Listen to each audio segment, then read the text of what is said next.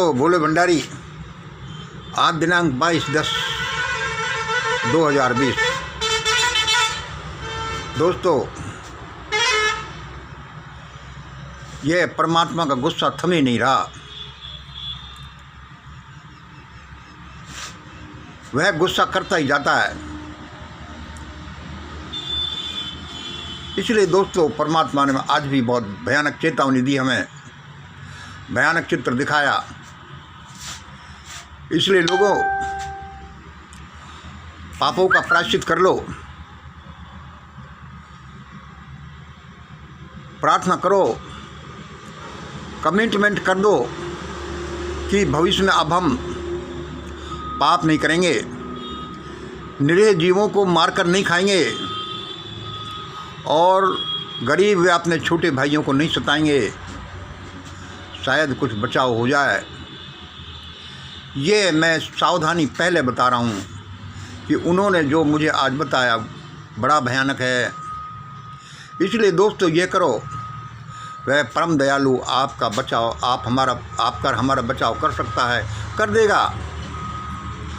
लोगों, पापों का प्रायश्चित कर लो जो भूतकाल में हो गए हैं, प्रार्थना पर बैठ जाओ और कमिटमेंट कर दो कि भविष्य में हम कोई पाप नहीं करेंगे, निरीह जीवों को मारकर नहीं खाएंगे और गरीब छोटे भाइयों को नहीं सताएंगे,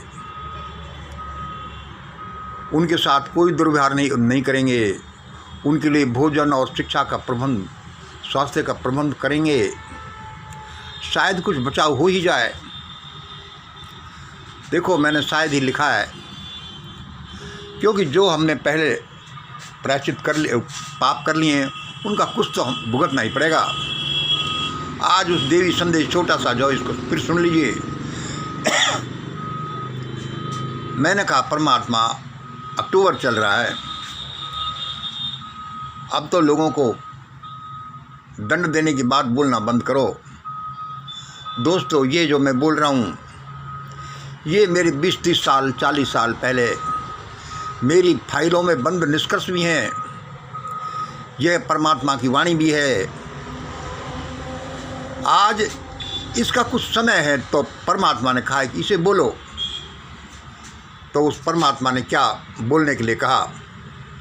उस परमदेव ने कहा,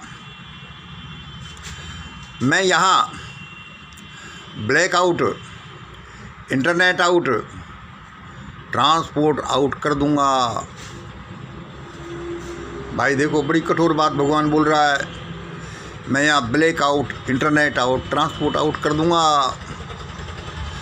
आसमान से आग बरसेगी, पैरों के नीचे से ज़मीन फट जाएगी, समुद्र से सुनामी आएगी, लोग भूख से बिलबिलाएंगे।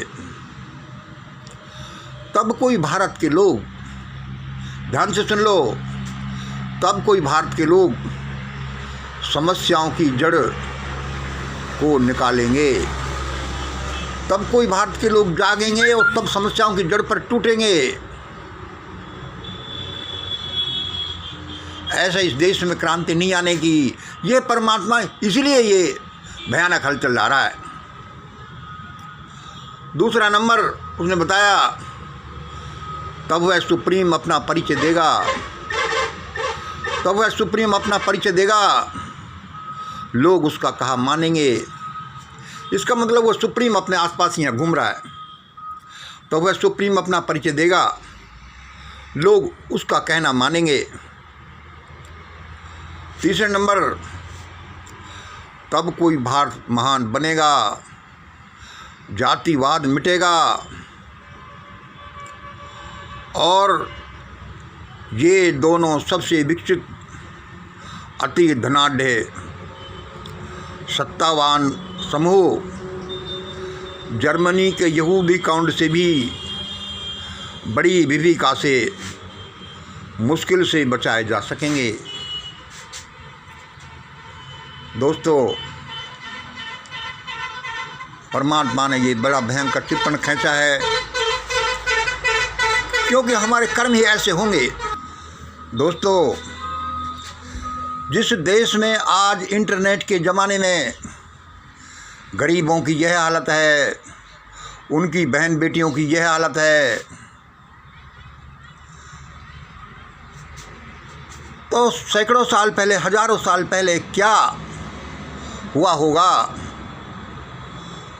उन लोगों की चीत्कारें, उन लोगों की दुर्दशा अभी भी इस अंतरिक्ष में भरी पड़ी है। वह कभी कभी हमारे सामने मूर्त रूप लेकर के आकर खड़ी हो जाती है। राजाओं को राजाओं के साथ लड़ते तो देखा है, लेकिन ऐसा कहीं नहीं देखा कि जहां राजा लोग ही, शासक लोग ही अपनी प्रजा के दुश्मन बन जाएं, उनकी तरफ बंदूक तान कर खड़े हो जाएं, उन्हीं को भूखा मारें। वह न्याय मांगने कहाँ जाएं? जब तालाब ही अपनी मछलियों का दुश्मन बन जाए तो क्या करे? कहाँ जाए लोग? वहाँ परमात्मा ये भयानक निर्णय नहीं ले तो क्या करे? लोग अपने रक्षा के लिए नहीं खड़े हों, वहाँ तो परमात्मा कुछ न कुछ ऐसा करेगा जिससे कि लोग अपनी रक्षा के लिए खुद दौड़ें। इसलिए दोस्तों, एक छोटा सा मैसेज है,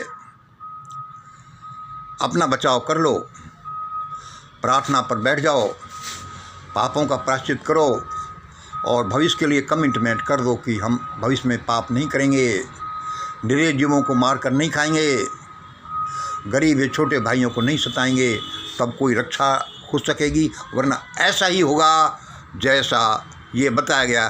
भाई परमात्मा बोलता है, हम क्या करें। आज इतना ही। जय हिंद, जय भारत।